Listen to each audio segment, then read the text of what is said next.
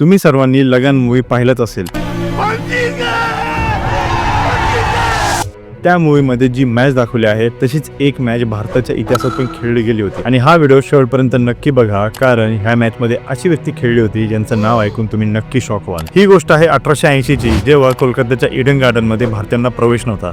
अशामध्ये मॅथमॅटिशियन आणि बंगाल क्रिकेटचे जनक म्हटले जाणारे शरद रंजन राय यांनी भारताचा टाउन हॉल या नावाने दुसरा क्रिकेट क्लब बनवला आणि सरळ ब्रिटिशांना चॅलेंज केलं त्यांच्याच गेम मध्ये. मॅच व्हेन्यू फिक्स झाला. ग्राउंड होतं ईडन गार्डन, जिथे भारतीय अलाउड नव्हते, पण तरी हजारो भारतीय ती मॅच बघायला आले होते, कारण सगळ्या भारतीयांसाठी ती फक्त एक मॅच नव्हती. त्याच मॅच मध्ये एका स्टार खेळाडूंनी जन्म घेतला, ज्याचं नाव होतं Narendranath Datta.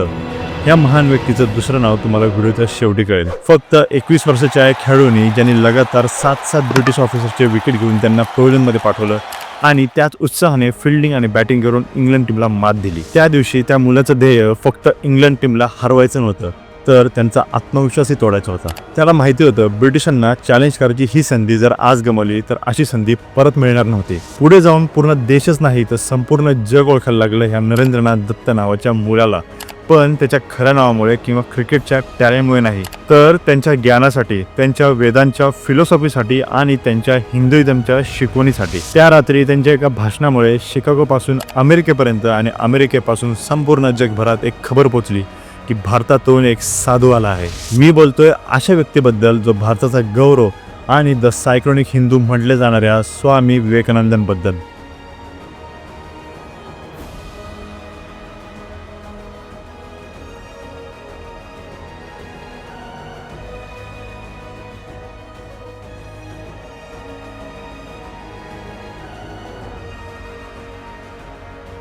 Sisters and brothers of America, I thank you in the name of the Mother of Religions, and I thank you in the name of the millions and millions of Hindu people